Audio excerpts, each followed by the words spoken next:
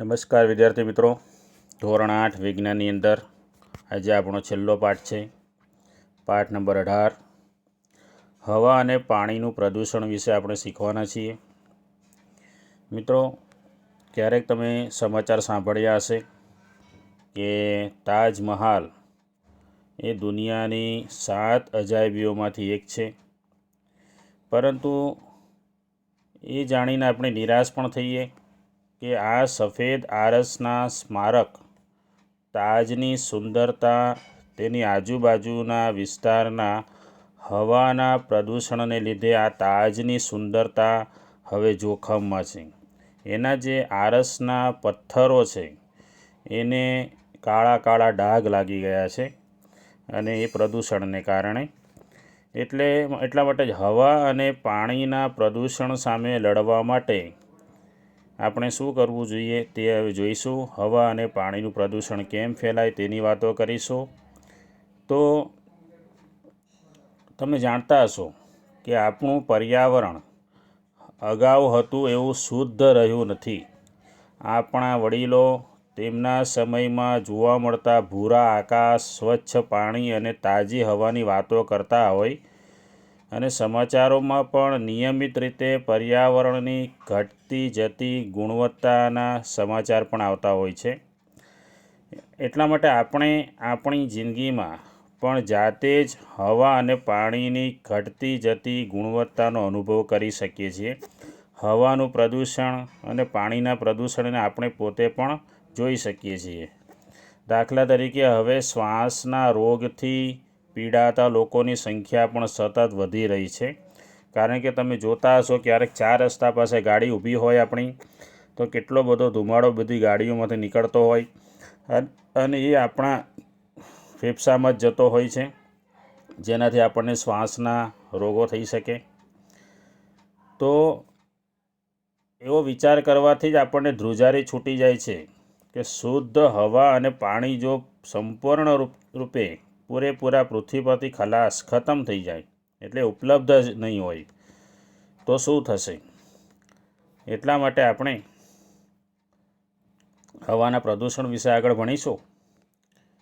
કે આપણે જાણીએ છીએ કે ખોરાક વગર આપણે થોડો સમય ટકી શકીએ, પરંતુ હવા વગર તો આપણે થોડી મિનિટ પણ ટકી શકતા નથી. અને એના પરથી જ આપણને ખ્યાલ આવે છે કે શુદ્ધ હવાનું આપણા માટે કેટલું મહત્ત્વ છે. બીજું એક અગત્યનો શબ્દ આપણી પાસે છે કે હવા એ શું છે? તો હવા એ વાયુઓનું મિશ્રણ છે. ખાસ યાદ રાખજો, હવા એ શું છે? તો વાયુઓનું મિશ્રણ. આગળ વધીશું. આ જે વાયુઓનું મિશ્રણ છે તેની અંદર 78% નાઇટ્રોજન, 21% ઓક્સિજન અને ખૂબ જ ઓછા પ્રમાણમાં કાર્બન ડાયોક્સાઇડ, આર્ગોન, મિથેન અને ઓઝોન અને પાણીની વરાળ રહેલા હોય છે. તો હવાની અંદર શું શું આવેલું હોય છે તે બરાબર ખાસ યાદ રાખવાનું કે 78% નાઇટ્રોજન, 21% ઓક્સિજન અને ખૂબ જ ઓછા પ્રમાણમાં carbon dioxide, argon, methane, ozone અને પાણીની વરાળ રહેલા હોય છે. પછી આવું તમે ટ્રાફિક જોયું હશે શહેરોની અંદર, જે હવાના પ્રદૂષણ માટે આ પણ ટ્રાફિક પણ જવાબદાર છે. પછી આગળ વધીએ આપણે.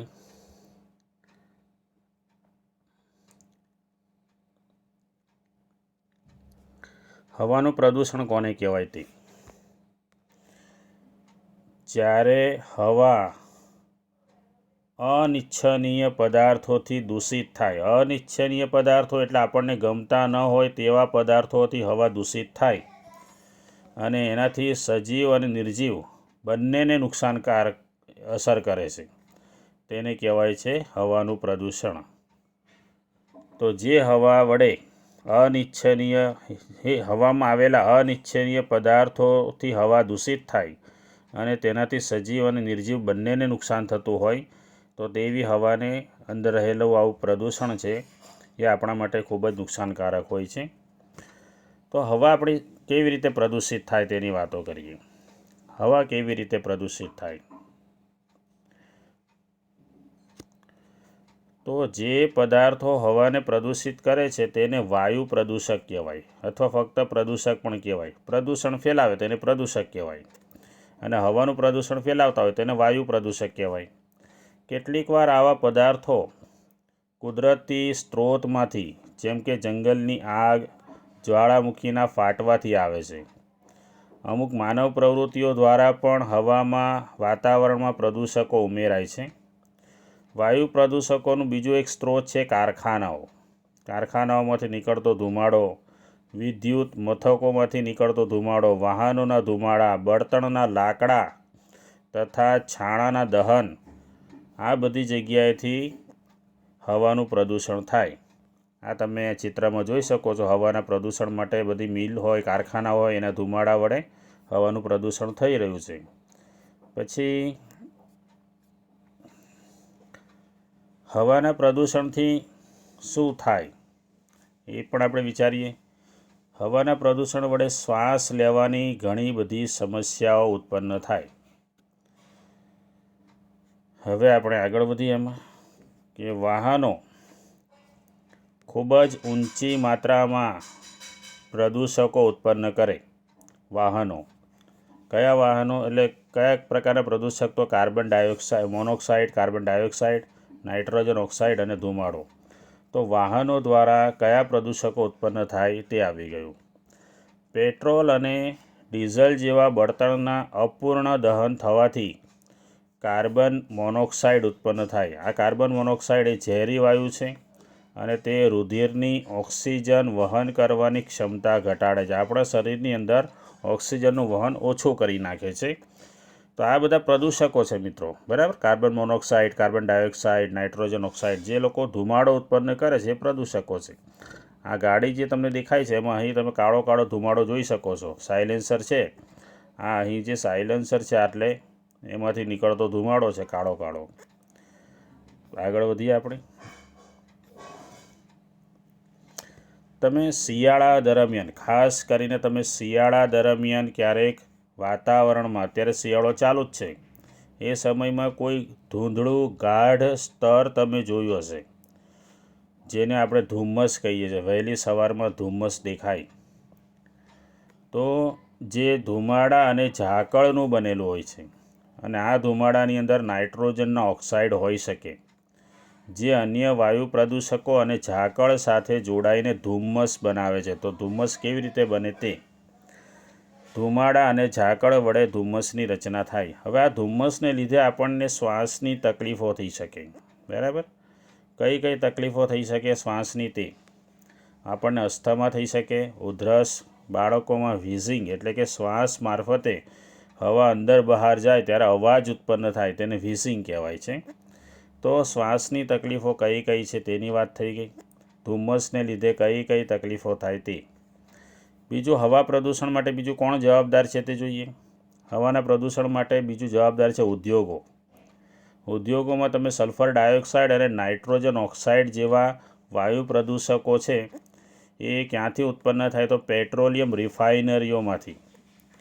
પછી વિદ્યુત મથકોમાં જે કોલસો વપરાય છે એના દહનથી પણ સલ્ફર ડાયોક્સાઇડ ઉત્પન્ન થાય. તો આ બધા જે પ્રદૂષકો છે એના વડે આપણને શ્વાસ સંબંધિત મુશ્કેલીઓ ઉત્પન્ન થાય અને ફેફસાને કાયમી નુકસાન થઈ શકે. અશ્મિ બળતણ એટલે કે પેટ્રોલ, ડીઝલ અને કેરોસીન, એના વિશે તો આપણે ભણી ગયા છીએ. એના ધુમાડાથી એટલે કે એના દહનથી જે ધુમાડો ઉત્પન્ન થાય તેનાથી પણ આપણને ઘણા બધા શ્વાસના રોગો થઈ શકે તેમ છે. હવે આવે છે CFC. તો રેફ્રિજરેટર, એર કન્ડિશનર, એરોસોલના જે સ્પ્રે હોય છે એમાં ક્લોરોફ્લોરોકાર્બન વપરાય છે. એને ટૂંકમાં CFC કહેવાય છે. CFC, ક્લોરોફ્લોરોકાર્બન, એ પણ એક પ્રદૂષક છે. CFCનું કાર્ય શું છે કે વાતાવરણમાં જે ઓઝોનનું સ્તર હોય છે તેને નુકસાન પહોંચાડે. હવે આ ઓઝોનનું સ્તર શું કરે છે? સૂર્યમાંથી નીકળતા પારજાંબલી કિરણોથી આપણને બચાવે છે, અને એમાં જ એ નુકસાન કરે CFC તો આપણને પણ નુકસાન થઈ શકે. તમે ઓઝોન છિદ્ર વિશે સાંભળ્યું હશે, અથવા એના વિશે થોડું ઘણું વિકિપીડિયા, ગૂગલ ઉપરથી માહિતી મેળવજો, જાણવા જેવું છે. હવે હાલમાં તો રેફ્રિજરેટર વગેરેમાં, એર કન્ડિશનર વગેરેમાં CFCને બદલે ઓછા નુકસાનકારક પદાર્થો વપરાવાની શરૂઆત થઈ ગઈ છે, એટલે ઓઝોનનું રક્ષણ કરવાના પ્રયત્નો શરૂ થઈ ગયા છે. આગળ વધીશું તો ઉપર જે આપણે બધા વાયુઓ જોયા તે સિવાય ડીઝલ, પેટ્રોલ એને પણ બળતણ તરીકે વાપરતા વાહનો પણ સૂક્ષ્મ કણો ઉત્પન્ન કરે છે અને હવામાં લાંબા સમય સુધી એ નિલંબિત રહે છે, એટલે કે હવામાં તરતા હોય છે અને તેઓ દૃશ્યતા ઘટાડે, એટલે કે આપણને ગાડી ચલાવતા હોઈએ તો સામેનું દૃશ્ય ઓછું દેખાય, ઝાંખું દેખાય. બીજું કે આ સૂક્ષ્મ કણો આપણા શ્વાસમાં જાય તો આપણને રોગ ઉત્પન્ન કરે. સ્ટીલની બનાવટમાં પણ અને ખાણ ઉદ્યોગમાં પણ આવા કણો ઉત્પન્ન થાય છે. સ્ટીલ બનાવવાના જે કારખાના છે ત્યાં પણ આવા સૂક્ષ્મ કણો ઉત્પન્ન થાય છે. વિદ્યુત મથકોની અંદર જે રાખ હોય છે ત્યાં એની અંદર પણ સૂક્ષ્મ કણો હોય છે, એ પણ વાતાવરણને પ્રદૂષિત કરે છે. મિત્રો, આ બધા પ્રદૂષકોની વાત થઈ, કેવી કેવી રીતે પ્રદૂષણ થઈ શકે. હવે આપણે તાજમહલની વાત કરીશું કે તાજમહલની અંદર એના આરસના પથ્થરોને કેવી રીતે નુકસાન થયું પ્રદૂષણ વડે તેની વાત છે. તો છેલ્લા 2 દાયકાથી, એટલે કે 20 વર્ષથી, એક દાયકો એટલે 10 વર્ષ, 2 દાયકા એટલે 20 વર્ષ, છેલ્લા 20 વર્ષથી ભારતમાં પ્રવાસીઓનું મુખ્ય આકર્ષણ રહ્યું છે આગ્રામાં આવેલો તાજમહલ. પણ એ ચિંતાનો વિષય બન્યો છે. નિષ્ણાતોએ ચેતવણી આપી છે કે હવાના પ્રદૂષકો તેના સફેદ આરસની ચમક ઝાંખી કરી રહ્યા છે, એટલે કે પ્રદૂષિત હવાને કારણે ફક્ત સજીવોને જ નુકસાન નથી થતું, નિર્જીવ વસ્તુઓ છે, ઇમારત, સ્મારક અને પ્રતિમા એને પણ અસર થાય. તો આગ્રામાં તાજમહલને કેમ નુકસાન થયું તે આપણે જોઈએ. કારણ કે આગ્રા અને તેની આસપાસ ઘણા બધા ઉદ્યોગો આવેલા છે. એ ઉદ્યોગો કેવા કેવા છે તો ખાસ કરીને રબર પ્રોસેસિંગ, વાહન ઉદ્યોગ, રસાયણ અને ખાસ કરીને મથુરા ઓઇલ રિફાઇનરી છે.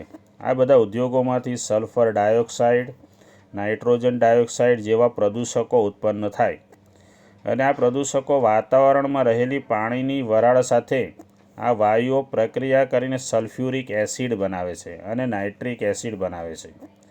અને આ એસિડ વરસાદ સાથે નીચે પડીને વરસાદને પણ એસિડિક બનાવે છે, જેને આપણે એસિડ વર્ષા કહીએ છીએ. આવી એસિડ વર્ષાને લીધે સ્મારકનો આરસ ખવાઈ જાય, એને નુકસાન થાય. આ ઘટનાને કહેવાય છે આરસનું કેન્સર. તો વાતાવરણમાં જે રહેલા કણો છે, નિલંબિત કણો, જેવા કે મથુરા ઓઇલ રિફાઇનરી દ્વારા ઉત્સર્જિત થયેલા સૂક્ષ્મ કણો એ આ આરસને પીળો પાડી દેતા હોય છે. મથુરા ઓઇલ રિફાઇનરી દ્વારા ઉત્પન્ન થયેલા સૂક્ષ્મ કણો આરસને પીળો પાડે છે. તો હવે તાજને બચાવવા માટે સુપ્રીમ કોર્ટે ઘણા પગલાં લીધા છે અને તેમણે નક્કી કર્યું છે કે ઉદ્યોગોની અંદર સ્વચ્છ બળતણ જેવું કે CNG વાપરવાનું, જે આપણે ત્યાં શહેરોમાં રિક્ષામાં વપરાય છે, કે જેથી પ્રદૂષણ ઓછું થાય. આ તાજમહલ છે એના સફેદ આરસને નુકસાન પહોંચ્યું છે, કાળો કાળો થઈ ગયો હોય બધી જગ્યાએ, ડાઘા તમે ત્યાં રૂબરૂ જશો તો દેખાશે. અને CNGનું પૂરું નામ છે કોમ્પ્રેસ્ડ નેચરલ ગેસ, CNG, અને બીજું છે LPG વાપરવાનું. LPGનું પૂરું નામ છે લિક્વિફાઈડ પેટ્રોલિયમ ગેસ. તો આ બધાનો ઉપયોગ કરવાનો સુપ્રીમ કોર્ટે આદેશ આપ્યો છે. વાહન વ્યવહારમાં પણ શીશા વગરનું પેટ્રોલ વાપરવાની સલાહ આપવામાં આવી છે. આગળ વધીશું. હવે ગ્રીન હાઉસ અસર વિશે જોઈશું આપણે. ગ્રીન હાઉસ અસર. તો આપણે જાણીએ છીએ કે સૂર્યના કિરણો પૃથ્વીની સપાટીને ગરમ કરે છે અને પૃથ્વી પર આપાત થતા વિકિરણોનો કેટલોક હિસ્સો તેના દ્વારા પૃથ્વી, એટલે કે પૃથ્વીની જમીન દ્વારા શોષાઈ જાય, જ્યારે કેટલોક હિસ્સો એવો છે કે જે આકાશમાં પાછો પરાવર્તિત થઈ જાય છે. આ પરાવર્તિત થયેલા વિકિરણોનો કેટલોક ભાગ વાતાવરણ દ્વારા રોકાઈ જાય અને આ રોકાયેલા વિકિરણો ફરીથી પૃથ્વીને ગરમ કરે છે. ખાસ યાદ રાખો, ફરીથી પૃથ્વી ગરમ થાય. તમે કોઈ જગ્યાએ નર્સરીમાં જ્યાં છોડવા ઉગાડવામાં આવે છે ત્યાં કોઈ સ્થળે ગ્રીન હાઉસ જોયું હશે કે જેનાથી સૂર્યની ગરમી અંદર આવી શકે પણ બહાર ન જઈ શકે. અંદર રહેલી ગરમી ગ્રીન હાઉસને ગરમ કરે છે. પૃથ્વીના વાતાવરણ દ્વારા વિકિરણોને રોકવાની બાબત પણ કંઈક આના જેવી જ છે. એટલા માટે જ તેને ગ્રીન હાઉસ અસર કહેવામાં આવે છે. અને આ પ્રક્રિયા વગર પૃથ્વી પર જીવન શક્ય જ નથી. પરંતુ હવે આ પ્રક્રિયા જીવનને જોખમમાં મૂકી રહી છે, કારણ કે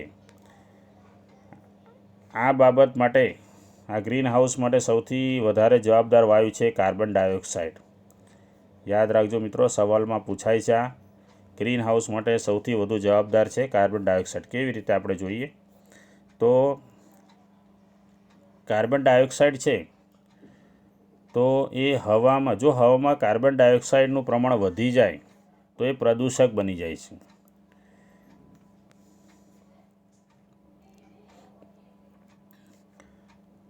તો હવે અત્યારે માનવ પ્રવૃત્તિઓ દ્વારા કાર્બન ડાયોક્સાઇડ સતત મુક્ત થાય છે, જ્યારે બીજી બાજુ વન્ય વિસ્તારો ઘટી રહ્યા છે.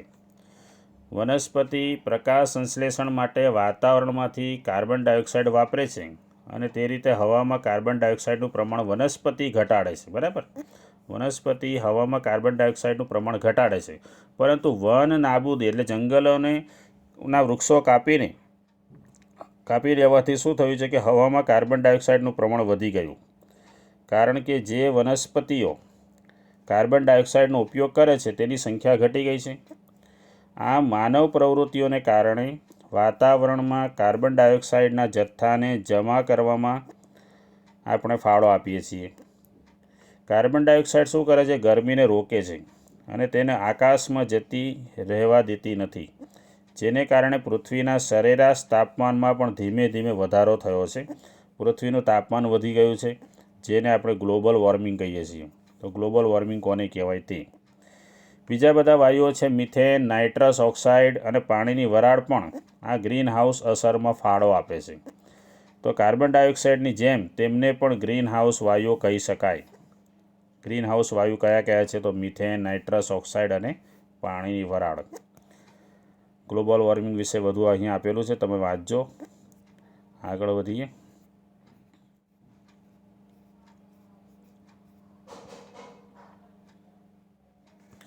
બીજી એક અગત્યની વાત કે વિશ્વભરની સરકાર આ ગ્લોબલ વોર્મિંગ એટલે પૃથ્વીનું જે તાપમાન વધી રહ્યું છે તે માટે વિશ્વના દરેક દેશો માટે ચિંતાનો વિષય છે. ઘણા બધા દેશોએ ગ્રીન હાઉસ વાયુઓનું ઉત્સર્જન ઘટાડવાના કરાર પણ કર્યા છે અને એ કરારનું એક નામ છે ધ ક્યોટો પ્રોટોકોલ. આ ખૂબ જ અગત્યનો પ્રશ્ન છે કે આ ક્યોટો પ્રોટોકોલ એ શું છે, પરીક્ષામાં પૂછાય. તો ગ્લોબલ વોર્મિંગની અસર હેઠળ ગ્રીન હાઉસ વાયુઓનું ઉત્સર્જન ઘટાડવાના જે કરાર થયા છે તેને ધ ક્યોટો પ્રોટોકોલ કહેવાય છે. હવે પૃથ્વીના તાપમાનમાં ફક્ત અડધો ડિગ્રી સેલ્સિયસ, અડધો એટલે 0.5 ડિગ્રી સેલ્સિયસ જેટલો નાનો ફેરફાર પણ થાય તો ગંભીર અસર થાય પૃથ્વીને. અને અત્યારે તમે જોશો તો હિમાલયમાં આવેલી ગંગોત્રીની હિમશિલા પણ ગ્લોબલ વોર્મિંગને કારણે પીગળી રહી છે. હિમશિલાઓ પીગળી રહી છે. તો હવે હવાનું પ્રદૂષણ ઘટાડવા માટે શું કરી શકાય? હવાનું પ્રદૂષણ ઘટાડવા માટે શું કરી શકીએ તે? તો હવાનું પ્રદૂષણ ઘટાડવા માટે શું કરી શકાય? તો જોઈએ આપણે કે દિલ્હી એ વિશ્વનું સૌથી પ્રદૂષિત શહેર હતું. ત્યાં ડીઝલ અને પેટ્રોલ વડે ચાલતા વાહનોના ધુમાડાથી તે ઘેરાયેલું હતું. તો હવે ત્યાં સીએનજી અને સીસા રહિત પેટ્રોલ જેવા બળતણનો વપરાશ શરૂ કરવાનો નિર્ણય કરવામાં આવ્યો છે કે જેથી પ્રદૂષણ ઘટાડી શકાય. બીજું, આવા પગલાંને કારણે દિલ્હી જેવા શહેરમાં શુદ્ધ હવા જોવા મળી. આપણે પણ આપણા વિસ્તારમાં કેટલાક આવા અશુદ્ધ હવાવાળા પ્રદેશો જોયા હશે. પછી બીજું આગળ વધીએ. હવાનું પ્રદૂષણ ઘટાડવા માટે સીએનજીથી ચાલતી બસો તમે જોઈ હશે આવી. બરાબર, આ દિલ્હીની બસો છે. આપણે ત્યાં રિક્ષાઓ છે, સીએનજીથી ચાલતી રિક્ષાઓ.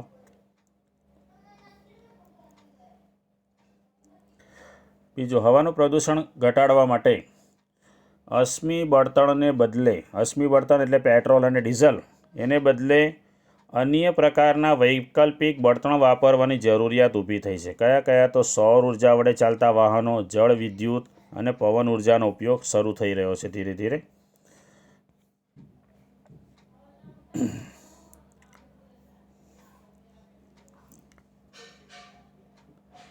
બીજું કે હવાનું પ્રદૂષણ ઘટાડવા માટે આપણે વૃક્ષ વાવવા જોઈએ અને એના માટે જ વન મહોત્સવની ઉજવણી કરવામાં આવે છે આપણા આખા દેશમાં.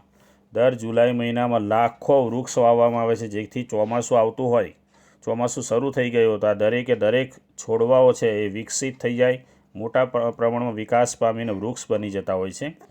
એટલે જુલાઈ મહિનામાં આખા દેશમાં વૃક્ષોનું વાવેતર કરવામાં આવે છે, વૃક્ષો વાવવામાં આવે છે, વન મહોત્સવ ઉજવવામાં આવે છે.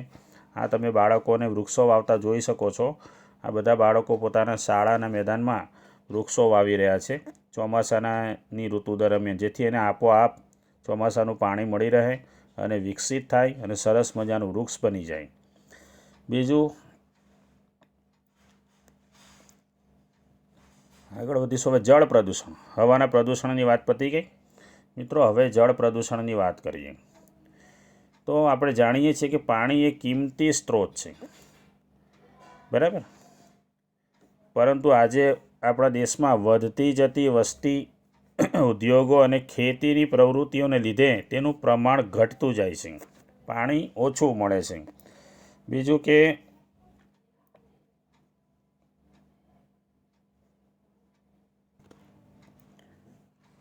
કે આ આપણી કપડાં ધોવાની, નહાવા જેવી પ્રવૃત્તિઓ દ્વારા પણ પાણી ગંદુ થાય છે. એટલે કે આપણે પાણીમાં કંઈક પદાર્થ ઉમેરીએ છીએ, જેને કારણે પાણીની ગુણવત્તા ખરાબ થાય, તેની ગંધ વધે અને રંગમાં પણ ફેરફાર થાય. તો જળ પ્રદૂષકો કોને કહેવાય તેની વાત કરીશું. જ્યારે નુકસાનકારક પદાર્થો જેવા કે મળમૂત્ર, ઝેરી રસાયણો, કાદવ આ બધા પાણી સાથે ભળીને પાણીને પ્રદૂષિત કરે છે. એટલા માટે જે પદાર્થો પાણીને પ્રદૂષિત કરે તેને જળ પ્રદૂષકો કહેવાય. ખૂબ જ અગત્યનો પ્રશ્ન છે કે જળ પ્રદૂષકો કોને કહેવાય. આગળ વધીશું. તો હવે પાણી કઈ રીતે પ્રદૂષિત થાય તેની વાતો. પાણી કઈ રીતે પ્રદૂષિત થાય? તો આપણે જેમ હવાના પ્રદૂષણ માટે તાજમહલનું ઉદાહરણ લીધું હતું, એવી રીતે પાણીના પ્રદૂષણ માટે ગંગા નદીની વાત કરવાના છીએ. આ ગંગા નદી ભારતની સૌથી પ્રખ્યાત નદીઓમાંથી એક છે અને તે ઉત્તર મધ્ય અને પૂર્વ ભારતની લગભગ તમામ વસ્તીનો નિભાવ કરે છે. ત્યાં વસતા દરેક લોકોનું નિભાવ આ નદી કરે છે. લાખો લોકો તેની રોજિંદી જરૂરિયાતો અને આજીવિકા માટે તેના ઉપર જ આધારિત છે. WWF એટલે કે world wide fund for nature, આ સંસ્થાએ હાલમાં જ એક અભ્યાસ કર્યો હતો. એના આધારે ગંગા વિશ્વની 10 મુખ્ય ખતરાજનક નદીઓમાંની એક સાબિત થઈ ગઈ.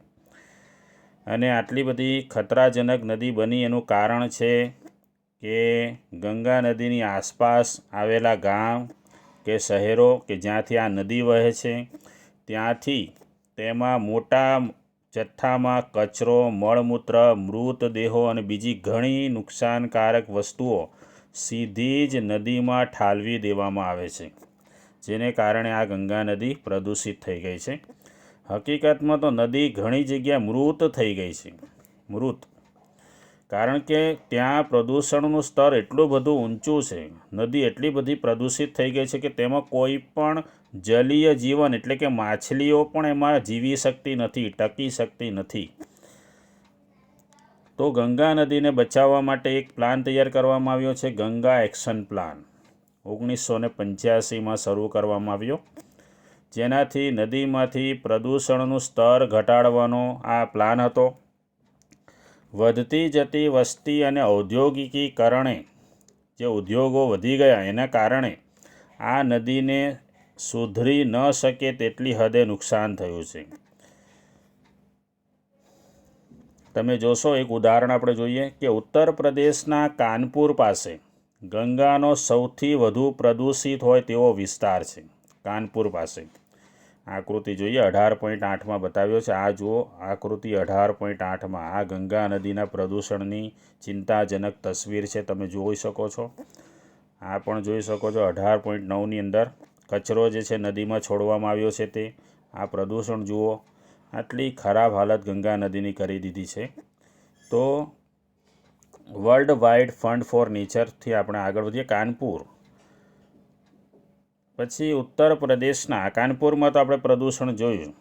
ઉત્તર પ્રદેશના સૌથી વધુ વસ્તી ધરાવતા શહેરોમાં કાનપુર મોખરે છે.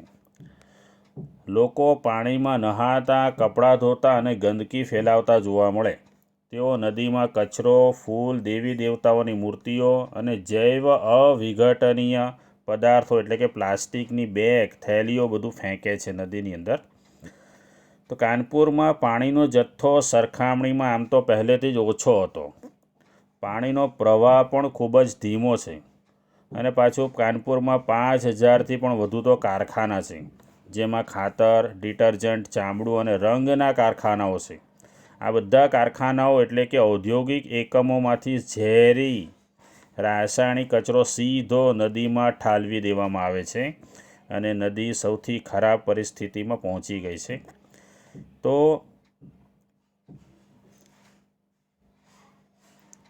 ઘણા ઉદ્યોગો છે કે જે નદી અને ઝરણામાં નુકસાનકારક રસાયણો છોડે છે.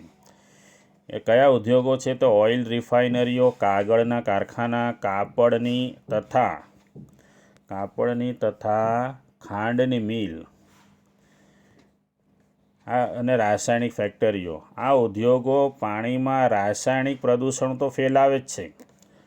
જે રસાયણો છોડવામાં આવે છે તેમાં પાછું આર્સેનિક હોય, ખૂબ જ ઝેરી તત્વ છે આર્સેનિક. સીસુ એ પણ ખૂબ જ ઝેરી તત્વ છે. ફ્લોરાઇડ્સ, આ બધા ખૂબ જ ઝેરી તત્વો છે જે કારખાનાઓ એટલે કે ઉદ્યોગો દ્વારા છોડવામાં આવે છે, જે વનસ્પતિ અને પ્રાણીઓ માટે તો સૌથી વધુ ઝેરી છે. તેને અટકાવવાના ઉપાયો છે કે ઉદ્યોગોએ કચરાનો નિકાલ કરતાં પહેલાં તેના પર કોઈ રાસાયણિક પ્રક્રિયા કરવી કે જેથી એ કચરામાંથી ઝેરી તત્વો બહાર નીકળી જાય. પરંતુ મોટે ભાગે આવા નિયમોનું પાલન થતું નથી. અશુદ્ધ પાણી સીધું આપણી ભૂમિને અસર કરે છે અને તેની એસિડિકતા તથા તેમાં કૃમિની વૃદ્ધિ વગેરેમાં ફેરફાર થાય. જમીનની અંદર કૃમિ એટલે કે અળસિયા હોય છે જે જમીનને ફળદ્રુપ બનાવતા હોય, પણ આવા અશુદ્ધ પાણીને લીધે એવા કૃમિની સંખ્યા ઘટી જાય, અળસિયાની સંખ્યા ઘટી જાય, જમીનની ફળદ્રુપતા ઓછી થાય, એવા ખેતરમાં પાક ઓછો ઉતરે, સરવાળે આપણને જ નુકસાન થાય. તો આપણે પાકના રક્ષણ માટે જંતુનાશકો અને નીંદણનાશકો વિશે પણ ભણી ગયા. આ બધા જ રસાયણો પાણીમાં દ્રાવ્ય થઈને એટલે કે પાણીમાં ઓગળીને ધોવાઈ જાય છે અને ખેતરોમાંથી સીધા જળાશયોમાં ભળી જાય છે. તેઓ જમીનમાં ઉતરીને ભૂગર્ભ જળને પણ પ્રદૂષિત કરે છે. આ બધા રસાયણો જમીનમાં ઉતરીને ભૂગર્ભ જળ, જમીનની અંદર જે પાણી હોય છે તેને પણ પ્રદૂષિત કરે છે. તળાવની અંદર વાત કરીએ. તળાવમાં તમે પુષ્કળ લીલ ઉગતી જોઈ હશે અને એ લીલને કારણે દૂરથી આપણને તળાવ લીલા દેખાય છે. આવું થવાનું કારણ છે કે ખેતરોમાં ખૂબ વધારે જથ્થામાં રસાયણોનું ધોવાણ થાય છે, જે લીલના વિકાસ માટે પૌષ્ટિક દ્રવ્યનું કામ કરે છે. ખેતરોમાં જે રસાયણો વપરાય છે એનાથી લીલનો વિકાસ થાય. એકવાર લીલ મૃત થાય એટલે તે વિઘટકો માટે ખોરાક બની જાય છે. તો જળાશયમાંથી પુષ્કળ ઓક્સિજન વપરાઈ જાય. આવી લીલને કારણે જળાશય હોય પાણી, એમાંથી પુષ્કળ ઓક્સિજન વપરાઈ જાય, જેને લીધે આવા જળાશયોમાંથી ઓક્સિજનના સ્તરમાં ઘટાડો થાય અને એવા જળાશયોમાં આવેલા જે જલીય સજીવો છે એના મૃત્યુ થઈ શકે. માછલી, કાચબા, આ બધાના મૃત્યુ થઈ શકે. તો કેટલીક વાર પ્રક્રિયા કર્યા વગરનો જ મળમૂત્રનો કચરો સીધો જ નદીમાં ફેંકવામાં આવે છે, જેમાં ખાદ્ય પદાર્થોનો કચરો હોય, ડિટર્જન્ટ હોય, સૂક્ષ્મ જીવાણુ હોય. તો શું મળમૂત્ર દ્વારા ભૂગર્ભ જળ પ્રદૂષિત થાય છે? તો જોઈએ. મળમૂત્રથી ગંદા થયેલા પાણીમાં શું હોય છે? તો બેક્ટેરિયા હોય, વાયરસ, ફૂગ અને પરોપજીવી હોય છે, જેને કારણે કોલેરા, ટાઇફોઇડ અને કમળો જેવા રોગ થઈ શકે. ભૂગર્ભ જળ પ્રદૂષિત થાય તો આપણને કયા રોગો થઈ શકે? તો કોલેરા, ટાઇફોઇડ અને કમળો. બીજું કે સસ્તન પ્રાણીઓના મળમાં રહેલા બેક્ટેરિયા એ પણ પાણીની ગુણવત્તાના સૂચક છે. જો પાણીમાં આવા બેક્ટેરિયા હોય તો એનો મતલબ કે તે મળયુક્ત પદાર્થોથી પ્રદૂષિત થયેલું છે. અને જો આવું પાણી આપણા દ્વારા વાપરવામાં આવે તો આપણને વિવિધ ચેપી રોગ પણ થઈ શકે છે. તો પીવાલાયક પાણીની વાત કરીશું. પાણી કેવી રીતે શુદ્ધ થાય છે તેની વાતો કરીએ આપણે. પાણીના પ્રદૂષણની ઘણી બધી વાતો થઈ ગઈ. પીવાલાયક પાણીની વાત કરીએ.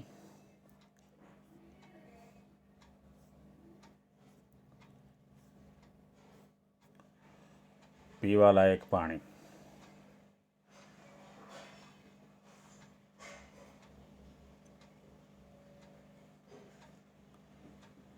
પીવાલાયક પાણીની વાત શરૂ થશે. તો જે પાણી પીવા માટે યોગ્ય હોય તેને જ પીવાલાયક પાણી કહેવાય. તમે જોયું હશે કે જુદી જુદી ભૌતિક અને રાસાયણિક પ્રક્રિયાઓ પાણીને જળાશયોમાં છોડે તે પહેલાં સુએઝ ટ્રીટમેન્ટ પ્લાન્ટમાં પાણીને શુદ્ધ કરવામાં આવે છે. તેવી જ રીતે નગરપાલિકાઓની સંસ્થાઓ પાણીને ઘર વપરાશ માટે મોકલે તે પહેલાં પણ એને શુદ્ધ કરવામાં આવે છે. એ આપણે જાણતા જોઈએ છીએ. આપણા પણ ઘરે જે પાણી આવે છે તેને ક્લોરિન વડે શુદ્ધ કરીને મોકલવામાં આવે છે.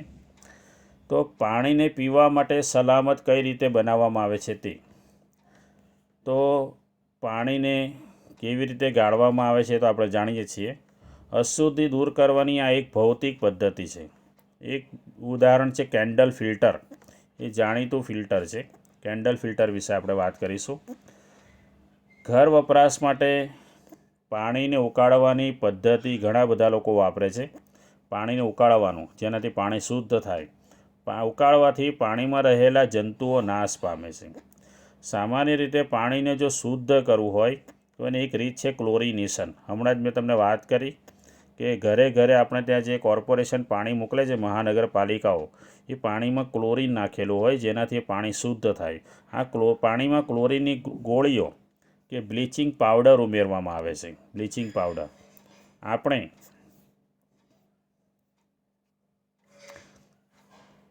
બીજું કે સાવધાની રાખવી જોઈએ કે જરૂરી માત્રા કરતાં વધુ ક્લોરિનની ગોળીઓ ન વાપરવી જોઈએ. તો પાણીના પ્રદૂષણની વાતો કરી રહ્યા હતા. નદી કે તળાવમાં પ્રદૂષિત પાણી સીધું ન ઠલવાય તે માટે ઔદ્યોગિક એકમો માટેના કાયદાઓનો સખ્તાઈથી અમલ કરવો જોઈએ. દરેક ઔદ્યોગિક વિસ્તારોમાં વોટર ટ્રીટમેન્ટ પ્લાન્ટ નાખેલો હોવો જોઈએ. પાણીનું પ્રદૂષણ ઘટાડવા માટે શું કરવું જોઈએ તે. પછી આપણે પણ પાણીને વિવેકપૂર્વક વાપરવું જોઈએ, તેનો બગાડ ન કરવો જોઈએ. 3 મુદ્દા આપણી પાસે હોવા જોઈએ પાણી માટે કે રિડ્યુસ, રીયુઝ અને રિસાયકલ. બીજું કે આપણે ધોવા માટે અને ઘરકામના અન્ય કામ માટે જો વાપરેલા પાણીને જ ફરીથી વાપરી શકીએ એવું કંઈક વિચારીએ તો પણ સારું. દાખલા તરીકે શાકભાજી ધોવામાં વાપરેલા પાણીને જો બગીચામાં છોડને નાખવા માટે તમે વાપરી શકો છો.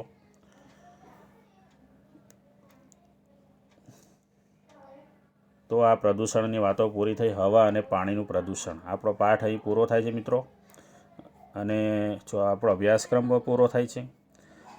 આની અંદર સ્વાધ્યાયમાંથી તમે કયા કયા સવાલો લખી શકશો જુઓ. પહેલો સવાલ છે પાણી જુદી જુદી કઈ રીતે દૂષિત થાય. પછી વાયુ પ્રદૂષણ ઘટાડવા માટે આપણે શું કરી શકીએ. પછી છે શુદ્ધ અને પ્રદૂષિત હવા વચ્ચેનો તફાવત. એસિડ વર્ષા કેવી રીતે થાય છે તે.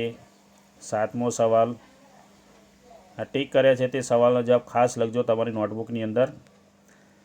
પછી ગ્રીન હાઉસ અસરવાળો 8મો સવાલ, ગ્લોબલ વોર્મિંગ, તાજમહલ અને 11મો. આ બધા સવાલના જવાબ તમારે તમારી નોટબુકમાં લખવાના છે. બીજા સવાલો પછી ધીરે ધીરે આપીશ પુનરાવર્તનની અંદર. તો મળીએ આપણે આવતા અઠવાડિયે નવા વિડીયોમાં. આવજો.